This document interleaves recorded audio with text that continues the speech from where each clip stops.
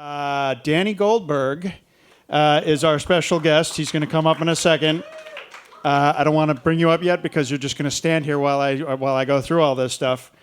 Danny, among other things, reviewed Woodstock for Billboard in 1969, co-produced the No Nukes Project and film in the late 70s.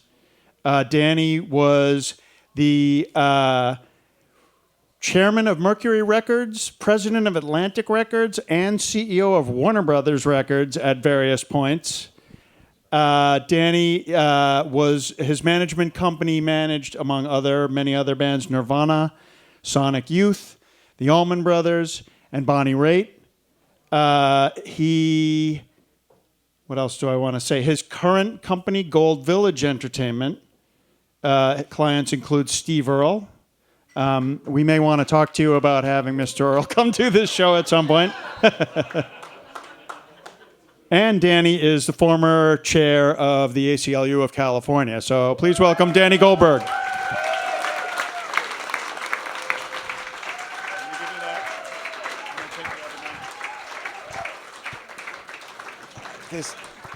This is like that scene in Wayne's World when Dana Carvey meets Alice Cooper and says, "I'm not worthy."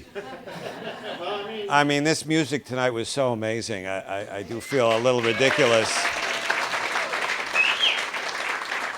So, Danny, I am gonna let you talk, but not for another second. I'm currently reading your book, your previous book to the current one, which is Bloody Crossroads. It's called Bloody Crossroads 2020: Art, Entertainment, and Resistance to Trump.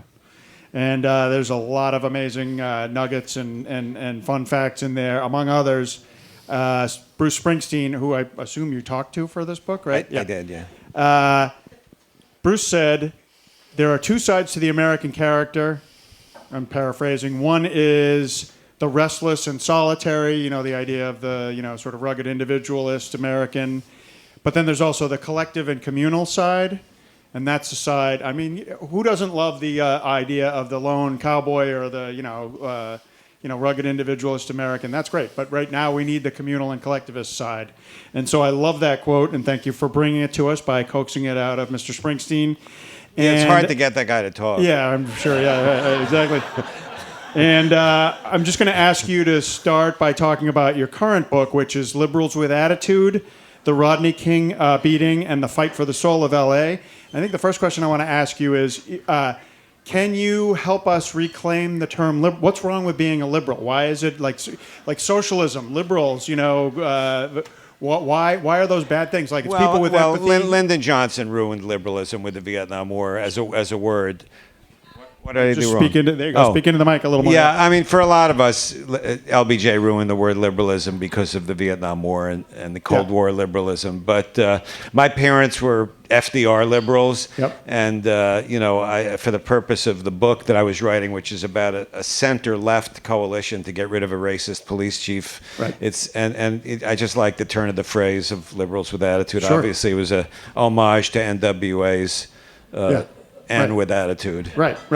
So I've talked here about reclaiming the flag. I love the flag, and we all need to love the flag. We all love it for all the right reasons, and I want to reclaim the word liberals and the word socialism, all of that. They're not. I like the democratic socialism thing these days, but it wouldn't work in a book title. No, I get that. I'm just saying.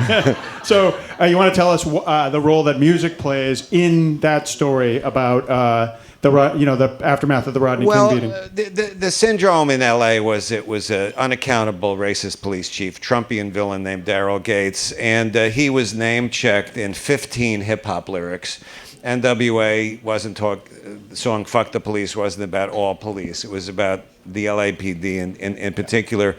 And I think the role of that LA hip-hop that included, Dre and Snoop Dogg and even though Tupac was from Northern California, he was then in the South, and Ice Cube and Ice-T humanized young black men to young white kids who were buying the rap records. And in terms of the coalition required to get a critical mass of public opinion to really demand a change in the police force, I think that music was kind of the soundtrack of a movement, certainly for younger people. And I think that some of the black politicians like Maxine Waters understood that and really got to know a lot of those rappers at that Sorry, time. I felt weird standing 5 miles away from you over there.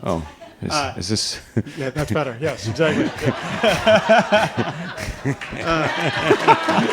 Thank you so much for being here, Danny. So the other thing I want you to do is just talk about why protest matters and why protest music matters. I think you know a few. Well, things I about mean, that. I think everybody here kind of is getting that vibe from what they heard tonight. But this is a quote I want to get exactly right.